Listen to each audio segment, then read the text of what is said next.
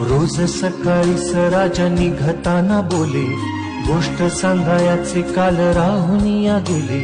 जमलंच नाही काल येणे मला जरी, आज परी येणार मी वेळेवर घरी. स्वप्नातल्या गावामध्ये मारू मग फेरी, खऱ्या खुऱ्या परीसाठी गोष्टीतली परी. बांधीन मी थकलेल्या हातांचा झुला.